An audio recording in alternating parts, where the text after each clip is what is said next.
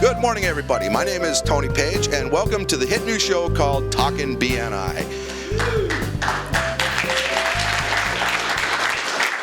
BNI is the world's largest and most successful networking and referral organization. It has tens of thousands of members who pass millions of referrals, which result in billions of dollars in closed business for its members each year. Today we're filming live on location at the beautiful Puritan Conference Center in Manchester, New Hampshire, with the Wolfpack chapter of BNI. Joining us up front, we have three special guests who are all members of the Wolfpack. They've been very active members of the Wolfpack. Mr. John Turner of Team Engineering, based out of Goffstown, New Hampshire. We have Michelle Pallas of Photo 66 from Bedford, New Hampshire, and Mr. Steve Labby of Paradigm Plumbing, Heating, and Air Conditioning out of Hooksett, New Hampshire. Everybody give them a round of applause if everyone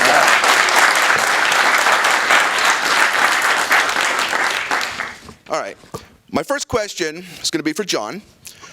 John, you bring in a lot of referrals to the chapter. How do you generate or create so many referrals for the members of the Wolfpack? Sure, it's a great question. I think it all boils down to drinking the BNI Kool-Aid. And what I mean by that is literally following the advice of BNI. BNI would tell you that you ought to maintain your book of chapter members and keep it with you all the time because you never know when you have that opportunity to talk about one of your fellow Wolfpack members. The other trick that I do, and I'm sure most of you experience this, is that when I do a one-to-one, one of my goals of that one-to-one is I'm going to fill out at least one slip for you, and I'm going to focus on that referral for you because if I do that, it really helps me generate the good referral for you.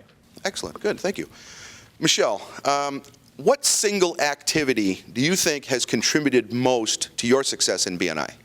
I really like the one-to-ones. One-to-ones actually help you understand how you can help other members, and it helps you to just know about them, what their business is about, who they are as a person.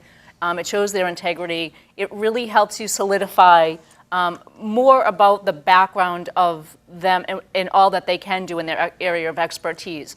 We don't get to see that in a 1 minute every week, but those one-to-ones really help. And as John said, you come out of a one-to-one and you're in a whole different mindset.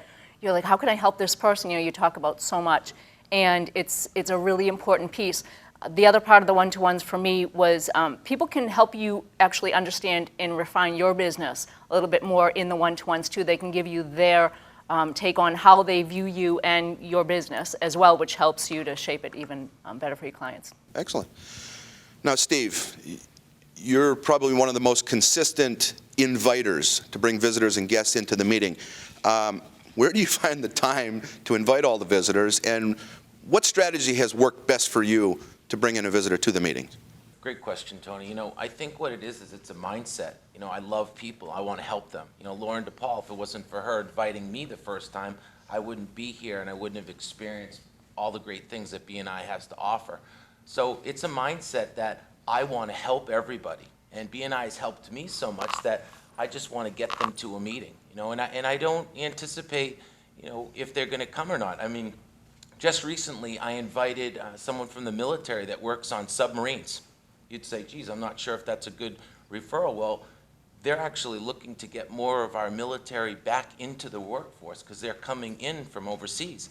This is what we need to do as a community, and I think BNI is always on the cutting edge of everything like that. I mean, this is a real problem that we're facing, and sure, bring them to a BNI meeting and get them introduced to this format, and we always find what people are looking for.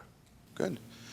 Now, John, what would you do or how would you handle a situation if somebody gave you I don't want to call it a bad referral, but maybe a referral that just doesn't quite fit your business model or what you're specifically looking to get out of BNI? How would you handle that?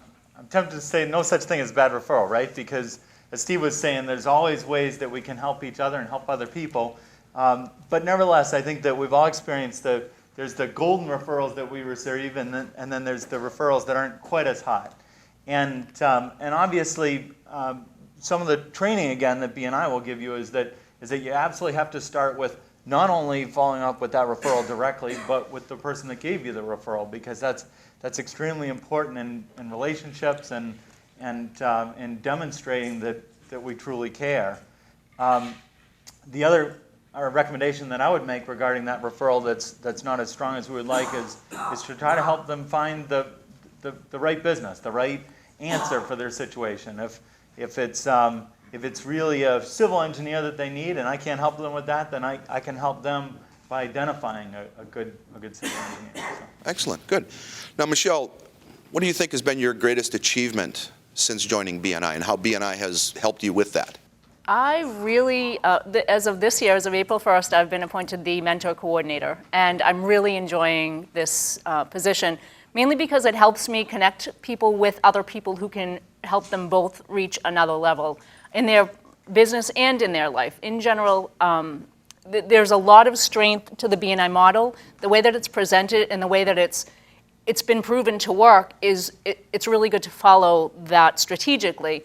And I appreciate all the people who have been part of the mentor program since April 1st, because I think we are in a whole different place with that, and we're seeing some strong numbers. We're seeing our numbers in our traffic report grow more into the green, and I think people are feeling better about their businesses as a whole with that.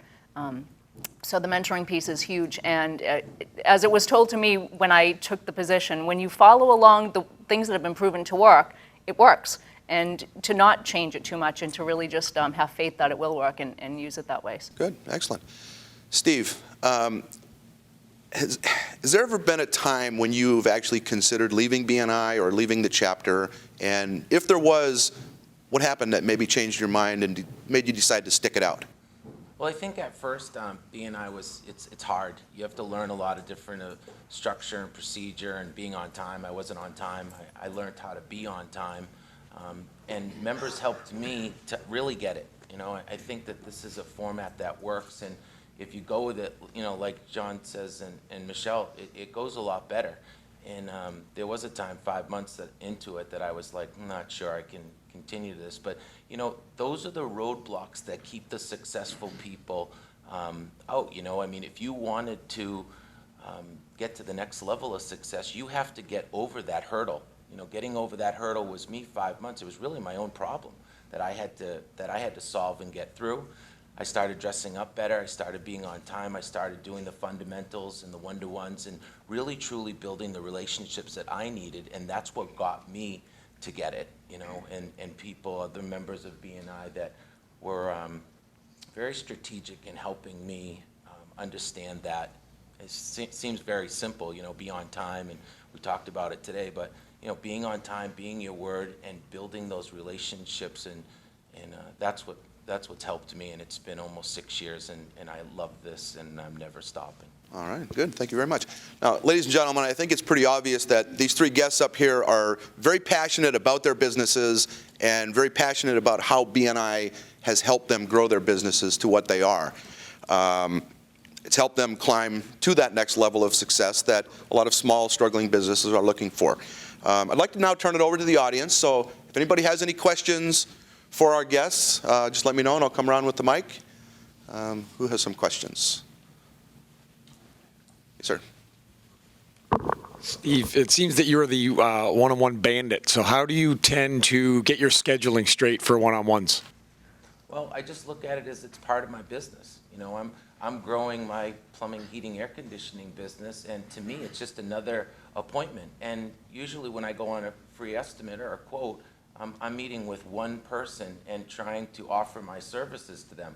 When I'm meeting with a BNI person, I'm looking to gain all their referrals. So to me, I could be sitting with somebody that has the potential of 250 to 500 to 1,000 contacts. Why wouldn't I want to do that? I mean, to me, one-to-ones is where all the magic happens. It's where I can help them, and ultimately, they're going to help me. You know, we're going to be in it together, givers gain. It's going to be fun. All right. Steve, question. To anyone in the group, we've all that are in sales have been trained that when you're meeting with a prospect to really focus on how you're going to help that prospect. And in joining BNI, then you're told, well, now you have to also think about 50 other people that might be able to help this prospect. So how have you learned to not only focus on what you're going to do for that person, but also look for opportunities for other members of your group? It's an excellent question because it can be overwhelming, I think. What what you want to do is when you're talking to one person, focus on that one person. Focus on that one person, listen to what you're interacting about. And then when you're meeting with somebody else, focus on that one person. And it's kind of like walking. It's one step at a time. It's one person at a time. Set up the one-to-ones. Sometimes you have to change based on schedule. Sometimes a job comes up that you have to take and you have to cancel and reschedule, but that's okay. It's part of the process. But when the people in the group are talking on a Thursday morning, there's room on our roster to actually write notes. So if somebody mentions a name, write that name down. You might not know that person. You might meet that person next week. So if you keep top of mind awareness and just pay attention to the conversations that are happening around you, by nature, you're going to make connections without getting too overwhelmed by it. If you relax in the process, you're just going to hear the connections happen almost automatically over time. So it's not anything to get so wound up about. It's more relax and listen, I think is your best. Excellent. John. This is for John Turner. I'm in a business which has a long lead time to build the credibility necessary to get into that business. Can you recommend to anyone how to get through that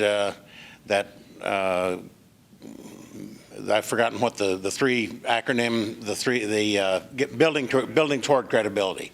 You meet and then you get, and finally referrals. Can you expand on that process a little bit?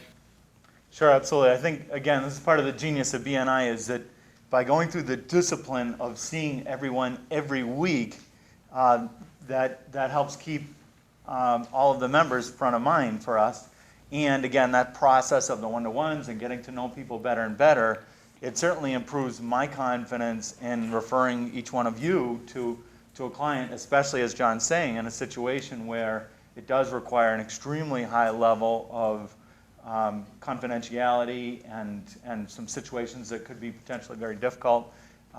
So again, to me, it's through that kind of strong relationship that we develop as a core, BNI group that then allows the referral to folks that are in positions that need a high-level referral. All right, very good. Well, our producer has just informed me that we are almost out of time, so we're going to have to wrap up today's show. Once again, I'd like to thank our very special guests for sharing some experiences and some stories and a little insight, and hopefully have educated all of us on how to become better networkers and become more successful within BNI. So remember, everyone, givers gain. Thank you for tuning in. My name is Tony Page, and we'll see you again next time on Talkin BNI.